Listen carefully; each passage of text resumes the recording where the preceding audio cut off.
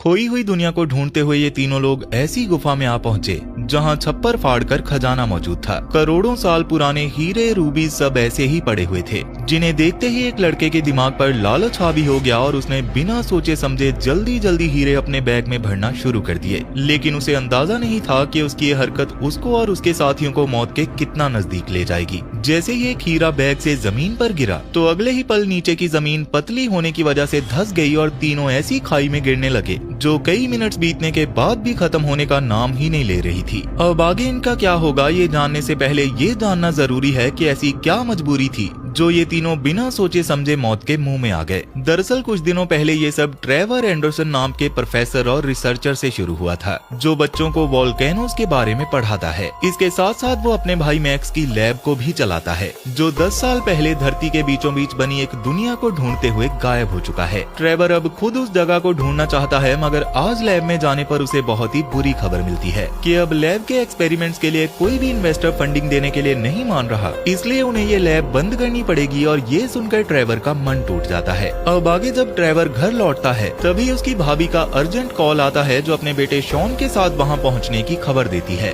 ये सुनते ही ट्रेवर तुरंत अपने कमरे को साफ करने लगता है, क्योंकि उसका घर पूरी तरह से बिखरा पड़ा था। दरअसल एलिजाबेथ यानी कि शॉन की माँ शॉन को 10 दिन के लिए ट्रेवर के पास छोड़ने का फैसला करती है ताकि वो कनाडा शिफ्ट होने की तैयारी कर सके। मगर शॉन अपने चाचा के साथ रुकने को लेकर बिल्कुल भी खुश नहीं होता, क्योंकि वो घर में मौजूद अपने वीडियो गेम से दूर नहीं होना चाहता था। खैर अब जाने से पहले एलिजाबेथ ट्रेवर को एक बॉक्स सौंपती है, जो कि मैक्स का था, और ट्रेवर उसे देखकर खुश हो जाता है। उस बॉक्स को खोलने पर ट्रेवर को मैक्स की पुरानी यादें मिलती हैं, जिनमें एक बेसबॉल ग्लव और एक योयो शामिल था। तब मैक्स के सामान के बीच ट्रेवर को उसके भाई की सबसे पसंदीदा किताब मिलती है, जो कि जूलियस वर्न की journey to the centre of the earth थी। अभी जब ट्रेवर उस किताब को गौर से देखता है तो वो दंग रह जाता है, क्योंकि उसमें मैग्मा के टेम्परेचर्स को लेकर कई सारे नोट्स लिखे हुए थे, खासकर उन रिलीजन्स के बारे में जहां ट्रेवर और मैक्स खुद भी अपनी रिसर्च कर रहे थे। इसलिए अब तुरंत ही ट्रेवर शॉन के साथ अपनी लैब में पहुंचता है, जहां शॉन की नजर कंप्यूटर स्क्रीन पर आइसलैंड के पास मौजूद एक वोल्केनो पर पड़ती है, और उसी के बारे में मैक्स का बॉक्स इशारा कर रहा था। तब ट्रेवर ये अंदाजा लगाने लगता है कि मैक्स शायद उन्हीं वोल्केनिक रास्तों की तलाश कर रहा था, जो कि जमीन के बीचों बीच जाने का रास्ता हो सकते हैं। अब जैसे कि वहां जाने से मैक्स के बारे में कुछ पता चल सकता था, इसलिए घर लौटकर ट्रेवर वहां जाने का फैसला करता है, जिसके दौरान शॉन भी उसके साथ जाने की जिद करने लग गया था, जिस पर ना चाहते हुए भी ट्रेवर को मानना ही पड़ता है। अब इस सफर के दौरान ट्रेवर किताब में लिखे एक नोट को डिकोड करने की कोशिश करता है। तभी शॉन सुझाव देता है कि ये शायद किसी इंसान का नाम हो सकता है। तब थोड़ी सी खोजबीन के बाद उन्हें पता चलता है कि ये नाम इंस्टीट्यूट ऑफ प्रोग्रेसिव वोल्केनोलॉजी के डायरेक्टर का है। इसलिए अब प्लेन से उतरने के बाद वो एक लंबी ड्राइव पर निकल जाते हैं ताकि उस इंस्टीट्यूट तक पहुंचा जा सके। लेकिन उस लोकेशन पर पहुंचने के बाद उनके सामने बस एक मामूली सी झोपड़ी थी, जो देखकर वो दोनों हैरान रह जाते हैं। अभी दरवाजा खटखटाने पर उनके सामने हाना नाम की एक खूबसूरत लड़की आती है, जो बताती है कि वो इंस्टीट्यूट के मरे हुए डायरेक्टर की बेटी है, और वो जूलियस बर्न की थ्योरी पर यकीन रखते थे, और मैक्स की सोच भी बिल्कुल उनके जैसी ही थी। इसीलिए वो पहले वहाँ आया था, जिसके बाद वो एक ज्वालामुखी के पास चला गया था। अब ये सुनकर ट्रेवर भी वहाँ जाने का फैसला करता है, जिस पर पहले तो हाना उन्हें वहाँ जाने से मना करती है, लेकिन ट्रेवर के उसकी बात ना सुनने की वजह से वो खुद भी उनके साथ ही चल पड़ती है, क्योंकि वहाँ जाने के लिए उन्हें माउंटेन ट्रैक करके जाना पड़ेगा, और हाना एक कमाल की माउंटेन क्लाइंबर थी। अब आगे इस सफर के दौरान हाना के मुताबिक वो लोग जिस पहाड़ पर चढ़ रहे थे वो बेहद खतरनाक है। साथ ही बर्न की किताब भी यही इशारा करती है कि जमीन के नीचे जाने का रास्ता इसी जगह मौजूद है।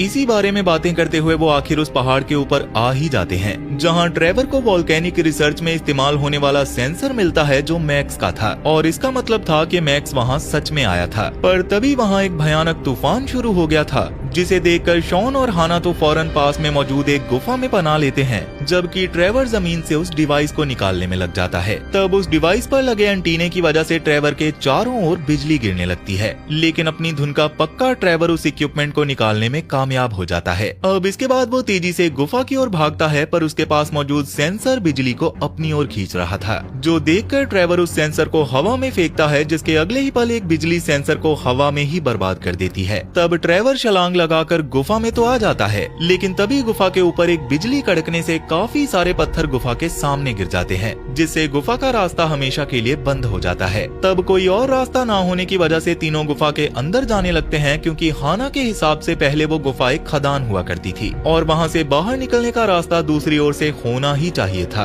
तब चलते चलते ट्रेवर अचानक एक गहरी खाई में गिरने वाला होता है, पर तभी हाना उसे पकड़ लेती है। अब वैसे उस जगह पर एक वार्निंग साइन लगा हुआ था जो उन्हें दूर रहने की हिदायत दे रहा था। तब ट्रेवर जांच करने के लिए एक फ्लेयर जलाता है, मगर गुफा की दीवारों में मौजूद मैग्नीशियम जो कि बेहद ज्वलनशील होता है, उसकी वजह से वहाँ एक जोरदार धमाका होता है, जिसके दौरान इस नई मुश्किल से निपटने के लिए हाना एक फायर प्रूफ फ्लेयर निकालती है, जिसे जब वो खाई से नीचे फेंकते हैं तो उसके गिरने के समय से उन्हें पता चलता है कि ये खाई तकरीबन 60 मीटर गहरी है। अब इस खुलासे के बाद वो रस्सी के सहारे नीचे उतरने का फैसला करते हैं। शॉन ये देखकर थोड़ा घबरा गया था, लेकिन ट्रेवर सबसे पहले उस डरावनी खाई में उतरता है, जिसके बाद हाना की मदद से शॉन भी नीचे आ जाता है। उस दौरान रास्ते में ट्रेवर एक अनोखे किस्म के पत्थर को देखकर इतना खो जाता है कि उसका ध्यान भटक जाता है और रस्सी पर से उसकी पकड़ छूटने से वो बीच में लटक जाता है और हालातों को बिगड़ता देख हाना उसकी सेफ्टी केबल धीरे धीरे काटकर उसे नीचे पहुंचा देती है। अब इसके बाद तीनों के नीचे आने पर उन्हें एक पुरानी और खतरनाक खदान मिलती है, जहां बरसों पहले एक हादसे में कई लोग अपनी जान गंवा चुके थे। उसे देखकर वो तीनों जैसे तैसे गहराई में बढ़ते गए, जहां उन्हें खदान का जनरेटर मिला और जैसे ही हाना ने उसे चालू किया तो चारों तरफ रोशनी फैल गई। तब वो लोग अपने सामने माइनिंग कार्ड्स को देखकर बिना डरे उनमें सवार होकर आगे बढ़ने लगे, क्योंकि उनके हिसाब से वो कार्ड्स उन्हें आराम से खदान के बाहर पहुंचा देती। लेकिन तभी एक जगह ढलान की वजह से कार्ड्स की स्पीड इतनी बढ़ जाती है कि उसे कंट्रोल करना मुश्किल हो जाता है और तभी उन्हें सामने एक टूटा हुआ ट्रैक दिखाई देता है, जहां से नीचे गिरने पर तो उन लोगों का राम नाम सत्य होना कंफर्म था, लेकिन कार्ड की स्पीड ज्यादा होने की वजह से वो सही सलामत दूसरी ओर पहुंच जाते हैं। पर तेज झटके के कारण उनके कार्ड्स एक दूसरे से अलग हो जाते हैं और तीनों अलग अलग ट्रैक्स पर पहुंच जाते हैं। उस दौरान हाना का ट्रैक खत्म होने वाला था, इसलिए वो जैसे तैसे करके चलती कार्ड्स के बीच में से ट्रेवर की कार्ड पर आ जाती है, लेकिन तभी उन्हें पता चलता है कि ट्रेवर का रास्ता भी आगे से बंद है। तब हाना दिमाग लगाकर खुद को एक रस्सी से बांधकर उसका दूसरा सिरा पटड़ियों पे अटका देती है, जिससे वो लोग बच जाते हैं और कार्ड सामने पत्थर की दीवार से टकराकर तबाह हो जाती है। इसी बीच शॉन खामोशी से अपनी कार्ड में वहाँ पहुँचता है, पर किस्मत से उसके लिए सामने कोई खतरा नहीं था। अब इसके बाद वो तीनों एक ऐसे रास्ते में पहुँचते हैं जो कीमती पत्थरों जैसे रूबीज और डायमंड से भरा हुआ था। ये पत्थर अक्सर उन वोल्केनिक ट्यूब्स में बनते हैं जो सतह तक जाते हैं। तब शॉन अपनी बैग भरकर काफी सारे हीरे और रूबीज इकट्ठा कर लेता है, पर तभी अचानक उसे एहसास होता है कि ये बेहद कमजोर चट्टान है जो हल्के से वजन से भी कभी भी धंस सकती है। इसलिए वो तीनों अब सावधानी के साथ बाहर की ओर बढ़ने लगते हैं, मगर तभी शॉन के बैग से एक डायमंड नीचे गिर जाता है, जिससे चट्टान में एक छोटा सा छेद हो गया था। तब शुरुआत में तो कुछ नहीं होता, पर तभी अचानक जमीन फटने लगती है और वो तीनों एक बहुत ही गहरी खाई में गिरने लगते हैं जो कभी खत्म ही नहीं हो रही थी। और ये वही समय था जब कहानी की शुरुआत में ये तीनों खाई में गिरने लग गए थे। खैर, अभी गिरते वक्त ट्रेवर बर्न की एक थ्योरी का जिक्र करता है, जिसके मुताबिक वोल्केनिक टनल्स गिरने वाली चीजों की रफ्तार को धीमा कर देते हैं और इसके नीचे एक स्लाइडिंग टाइप का झरना होगा। और ये बिल्कुल सच होता है। उनके सामने एक झरना होता है जो किसी स्लाइड की तरह उन्हें एक अंडर वाटर रास्ते के जरिए एक गुफा में ले जाता है। तब पानी से बाहर निकलने के बाद वो थोड़ा सा आराम करते हैं, पर तभी उन्हें गुफा की छत पर सितारों की तरह चमकने वाले बायोलुमिनिसेंट परिंदे दिखाई देते हैं जो 30 करोड़ साल पहले विलुप्त हो चुके हैं। तभी उनमें से एक परिंदा शॉन के करीब आता है और बाकी सब उनका पीछा करते हुए एक रास्ते की ओर बढ़ जाते हैं, जहां उनके सामने एक नई और विशाल दुनिया थी जो झीलों और पहाड़ों से भरी हुई थी, जिसका मतलब था कि मैक्स की थ्योरीज पूरी तरह से सच थी। इसलिए ट्रेवर की खुशी का तो कोई ठिकाना ही नहीं था। अब इसी बीच आसमान में उन्हें एक आग के गोले जैसा सूरज दिखाई देता है। ट्रेवर बताता है कि वन की किताब में इस दुनिया के अंदर की दुनिया का पूरा वर्णन दिया गया है। तब ट्रेवर लगातार किताब के पन्नों को सामने दिख रही हकीकत से मिलाता है और सब कुछ बिल्कुल वैसा ही निकलता है जैसा लिखा हुआ था। तब पता लगाते लगाते उन्हें एक ट्री हाउस मिलता है, जिसे देखकर ट्रेवर उसके अंदर जाने का फैसला करता है, जबकि हाना बाहर जमीन पर ही रहती है। इधर अंदर पहुंचकर ट्रेवर को एहसास होता है कि वहां मौजूद हर चीज पिछले दशक की है। खैर, अब इसी बीच हाना को कुछ एक्सप्लोरेशन इक्विपमेंट और एक बोतल मिलती है जिस पर गायब हुए एक्सप्लोरर का नाम लिखा हुआ था। और इतना ही नहीं, बल्कि उसे उस चट्टान के पास एक लालटेन भी मिलती है, इधर ट्री हाउस में किताबों को टटोलते हुए ट्रेवर और शॉन को पता चलता है कि ये जगह मैक्स का ठिकाना थी और उसने अपने नोट्स में पास ही एक अंडरग्राउंड ओशियन होने का जिक्र किया हुआ था। तभी हाना उन्हें उस जगह पर ले जाती है जहाँ मैक्स की डेड बॉडी मौजूद थी, जिसे देखकर वो तीनों मिलकर उसका अंतिम संस्कार करते हैं। इस मौके पर तीनों मैक्स की डायरी में अपने बेटे के लिए लिखे हुए दिल को छू जाने वाले संदेश को पढ़कर इमोशनल हो जाते हैं। मैक्स ने अपनी नोटबुक में समझाया था कि ये जगह मैग्मा से घिरी हुई है और सेस्मिक एक्टिविटी बढ़ने पर ये एक भयानक भट्टी में बदल जाती है। ये जगह धीरे धीरे बेहद गर्म होती जा रही थी और यहाँ का तापमान 194 डिग्री तक पहुँच जाता है, जबकि एक इंसान सिर्फ 134 डिग्री तक के टेम्परेचर को ही बर्दाश्त कर सकता है। इसलिए पूरा ग्रुप अब मैक्स के बनाए हुए प्लान को फॉलो करने का फैसला करता है, जिसमें उन्हें समंदर पार करके एक ऐसी नदी तक पहुंचना है जहां थर्मल स्प्रिंगल्स मौजूद हों जो उन्हें वापस सतह तक पहुंचा सके। उन्हें इस काम को गर्मी बढ़ने और पानी के भाप बनने से पहले अंजाम देना था, क्योंकि भाप की ही वजह से थर्मल स्प्रिंकल्स का प्रोसेस होता है। खैर, अभी मैक्स की नोटबुक में दिए गए निर्देश की मदद से वो इस खतरनाक सफर के लिए कश्ती बनाने लगते हैं, जिसके दौरान गर्मी लगातार बढ़ती जा रही थी और अब तापमान बढ़ते हुए 105 डिग्री तक पहुंच चुका था। तब कश्ती को आखिरी रूप देने के बाद ट्रेवर शॉन को वो कंपास सौंपता है जो कभी मैक्स का हुआ करता था, और उन्होंने मैक्स के पैराशूट को भी कश्ती में डायरेक्शन कंट्रोल करने के लिए लगाया था। अब इसके बाद वो तीनों कश्ती लेकर पानी में उतर जाते हैं ताकि हवा के रुख से रफ्तार पकड़ी जा सके। इस सफर के दौरान वही पुराना बायोलुमिनेसेंट परिंदा दोबारा दिखाई देता है और शॉन को किसी खतरे का इशारा देने की कोशिश करता है। तब जल्दी ही उनका सामना एक भयानक तूफान से होता है, जिसके दौरान हाना उन्हें सेल नीचे करने की सलाह देती है, पर उनके पास वक्त की बहुत कमी थी क्योंकि तापमान अब 109 डिग्री तक पहुंच चुका था। तभी शॉन की नजर समंदर में तैरती हुई बड़ी मछली पर पड़ती है, जिसके दौरान अचानक उनमें से एक जीव पानी से उछलकर शॉन और फिर हाना पर हमला करता है, पर हाना फुर्ती से बच निकलती है। अब अगला हमला ट्रेवर पर होता है, लेकिन तब ट्रेवर उसे लात मारकर वापस पानी में फेंक देता है। पर उनकी ये मुसीबत अभी खत्म नहीं हुई थी, क्योंकि कुछ ही देर में सैकड़ों विशाल परहानाज उनकी ओर टूट पड़ती हैं, जिस दौरान तीनों बेसबॉल बैट्स का इस्तेमाल करके उनका सामना करते हैं। तब जल्दी ही ट्रेवर शॉन को इशारा करता है कि एक और मॉन्स्टर उस पर हमला करने वाला है। शॉन खुद को तैयार करता है, पर इस बार जो दरिंदा पानी से बाहर निकलता है वो इतना विशाल था कि उसने पिरानास को ही निगलना शुरू कर दिया था। तब जाके ट्रेवर, हाना और शॉन को एहसास होता है कि वो बड़ा सा मॉन्स्टर असल में मछलियों को खाने में ही इंटरेस्टेड है, पर इतने सारे मॉन्स्टर्स की वजह से समंदर में कश्ती चलाना अब और भी मुश्किल हो गया था। इसलिए खतरों से बचने के लिए वो तीनों अपना रास्ता बदलने का फैसला करते हैं, लेकिन रास्ते में हवा इतनी तेज हो जाती है कि हाना के हाथ से सेल छूट जाती है और रस्सी की रगड़ से उसके हाथों पर गहरी चोटें आती हैं। तब शॉन तेजी से रस्सी पकड़ने के लिए आगे बढ़ता है, मगर सेल का अटैचमेंट टूट जाने की वजह से शॉन तेज तूफान में उसके साथ ही उड़ते हुए कहीं पर चला जाता है। अब इसके बाद जब शॉन को होश आता है तो वो अपने पास एक भयानक पिराना को पड़ा हुआ पाता है, जिसे देखकर उसे एहसास होता है कि वो समंदर के एक सुनसान किनारे पर बिल्कुल अकेला है। तभी चट्टान के एक रास्ते की ओर देखते हुए उसे वही परिंदा दिखाई देता है जो उसे पीने के पानी तक ले जाता है, और तब अपनी प्यास बुझाने के बाद शॉन उस परिंदे का शुक्रिया अदा करता है और इस अनोखी दुनिया में उसका पीछा जारी रखता है। दूसरी ओर हाना और ट्रेवर जमीन पे आने के बाद शॉन को आवाज दे रहे थे। उन्हें पूरा यकीन था कि शॉन इतना समझदार है, इसलिए वो जिंदा तो जरूर होगा।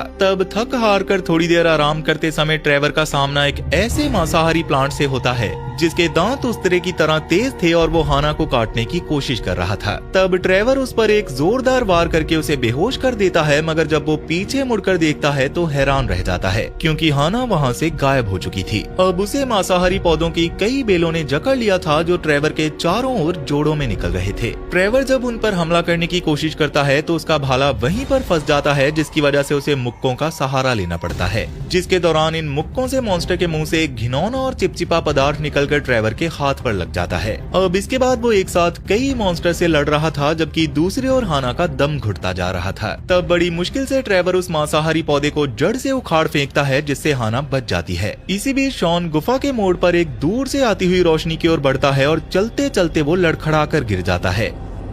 तब उठने पर वो अपनी पॉकेट नाइफ को हवा में तैरते हुए देखता है, जो वहाँ पर स्ट्रॉन्ग मैग्नेटिक फील्ड होने का इशारा था। तभी उसने अपने सामने हवा में तैर रही काफी बड़ी बड़ी चट्टानों को देखा, जिस पर भी मैग्नेटिक फील्ड वर्क कर रहा था, और उसी वजह से वो हवा में तैर रही थी। उस दौरान एक खाई से दूसरी ओर उन हवा में तैरती हुई चट्टानों से ही जाया जा सकता था, इसलिए शॉन हिम्मत करके एक चट्टान से दूसरी चट्टान पर कूदते हुए आगे बढ़ने लगता है, जिसके दौरान एक बार तो वो उस गहरी खाई में गिरने भी वाला था, मगर उसने जैसे तैसे चट्टान को पकड़ लिया और हिम्मत जुटाकर फिर से ऊपर आ गया। इसी बीच ट्रेवर और हाना को वो नदी मिल गई थी जो उन्हें हॉट स्प्रिंग तक ले जा सकती थी, जिसकी मदद से वो बाहर आ सकते थे। हालांकि उन्होंने शॉन को ढूंढे बिना वहाँ से नहीं जाना था, इसलिए वो उसे वापस आवाजें देने लगे, पर दूसरी ओर से कोई जवाब नहीं आया। इधर शॉन लगातार अपने कंपास की मदद से आगे बढ़ता जा रहा था, लेकिन तापमान बढ़ने की वजह से वो गर्मी से पूरी तरह पसीने में भीग चुका था। तब चलते चलते शॉन को एक हैरान करने वाली चीज दिखती है। वो विशाल जानवर जो असल में डायनासोर थे, वो उनके कंकालों पर चल रहा था। तभी उसे एक डरावनी आवाज सुनाई देती है और वो तुरंत पास में छुप जाता है। वहीं ट्रेवर ने हाना से अलग होने का फैसला किया और उसे रास्ते पर आगे बढ़ते रहने को कहा, जबकि वो खुद अपने भतीजे को ढूंढने निकल गया। तब हाना ने ट्रेवर को एक इमोशनल किस किया, क्योंकि उन्हें डर था कि शायद अब वो कभी ना मिल पाए। इधर उसी वक्त शॉन के सामने जमीन पर एक घिनौना और चिपचिपा लिक्विड गिरता है और तब ऊपर देखने पर तो उसके होश उड़ जाते हैं, क्योंकि एक बड़ा सा टीरेक्स लार टपकाते हुए उसे खाने के लिए तैयार खड़ा था। तब डर के मारे शॉन के अंदर एक नई फुर्ती आई और जैसे ही उस मॉन्स्टर ने उसे पकड़ने की कोशिश की तो शॉन ने जमीन पर रोल होकर खुद को बचा लिया।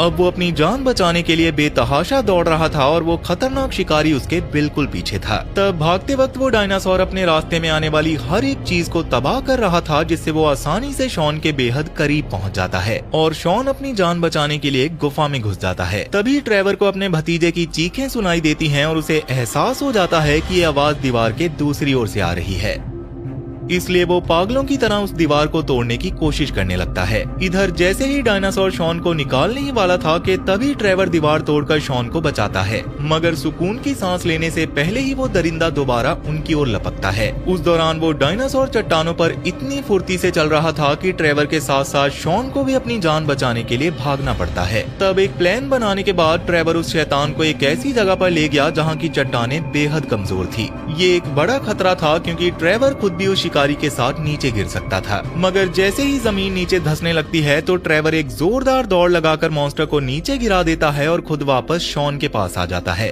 खैर अब इसके बाद वो दोनों भी जल्दी ही एक टनल से होते हुए उस नदी तक पहुंच जाते हैं, पर वहां का तापमान इतना बढ़ चुका था कि नदी का पानी उबलने लगा था और उसी के प्रेशर की मदद से वो धरती के ऊपर जाने वाले थे। तब खुशकिस्मती से हाना वहाँ एक बड़े डायनासोर की खोपड़ी से बनी कश्ती लेकर पहुँच जाती है और कुछ ही देर बाद उन्हें एहसास होता है कि उनकी रफ्तार बढ़ रही है और पानी खत्म होता जा रहा है, जिसका मतलब था कि वो अब नदी के बिल्कुल निचले हिस्से पर हैं, जहां से पानी आकर जा चुका था और वो लोग लेट हो चुके थे। खैर अब आगे बढ़ते हुए वो लोग अचानक एक बड़ी खाई में जा गिरे, लेकिन किस्मत से वो डायनासोर की खोपड़ी दो चट्टानों के बीच में फंस गई और अगर वो वहां से गिरते तो खौलते हुए लावा में गिरकर मारे जाते। तभी ट्रेवर को समझ आ जाता है कि अगर उन्हें बाहर निकलना है तो पानी का लावा से मिलना जरूरी है, ताकि थर्मल स्प्रिंग अपना काम कर सके। पर मुश्किल ये थी कि पिछले कुछ घंटों से वहां से पानी गुजरा ही नहीं था और आगे पानी पता नहीं वहां पर कब आने वाला था। तभी दीवारों का गौर से जायजा लेने पर ट्रेवर को पानी की कुछ बूंदें दिखी, पर चट्टानों ने रास्ता रोका हुआ था।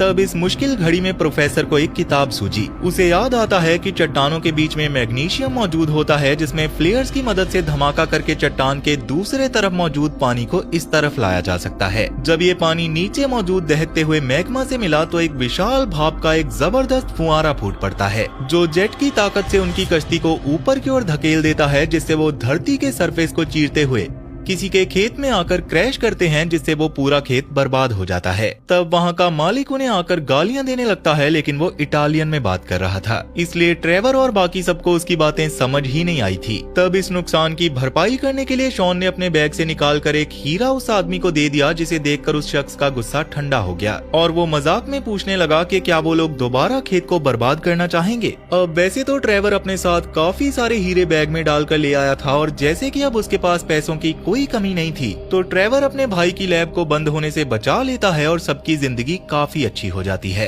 अब इसके कुछ देर बाद हाना और ट्रेवर शॉन को क्रिसमस की छुट्टियों में लॉस्ट सिटी ऑफ एटलांटिस को ढूंढने चलने के लिए कहते हैं, पर जब शॉन वहां से निकलने की तैयारी कर रहा होता है तो वो अपने बैग में मौजूद अपने एक पेट को खाना खिलाता है। उसी पल उन्हें वही चमकता हुआ बायोलुमिनेसेंट परिंदा दिखता है जो जमीन के नीचे से उनके साथ ऊपर आया था। ट्रेवर और उसकी टीम अंडरग्राउंड दुनिया से ढेर सारे हीरे लेकर खुशी खुशी जी वापस आ गए थे, जिससे उनकी लैब बच जाती है और आगे की जिंदगी बिल्कुल मजे में सेट हो जाती है। लेकिन क्या हो अगर पास्ट से आने वाले ये जीव सिर्फ मासूम परिंदों तक ही सीमित ना रहे। सोचिए अगर उन अनजान रास्तों और वक्त के दरवाजों से निकलकर खून के प्यासे खूंखार डायनासोर सीधा हमारी दुनिया में आ टपके। क्योंकि साल 1968 में वियतनाम वॉर के खौफनाक माहौल में एक ऐसी ही अनसुनी और भयानक दहशत सामने आती है। एक तरफ जहां अमेरिकन सोल्जर्स तूफान के बीच दुश्मन से बचने की कोशिश कर रहे थे, वहीं घने जंगलों में उनका सामना गोलियों से नहीं बल्कि उन्हें कच्चा चबा जाने वाले विशाल डायनासोर्स और डीमन से होता है। तो क्या वोल्चर स्क्वाड इन दरिंदों के चंगुल से अपने साथियों को जिंदा बचा पाएगी या ये जंगल हमेशा के लिए उनकी कब्र बन जाएगा? ये नहीं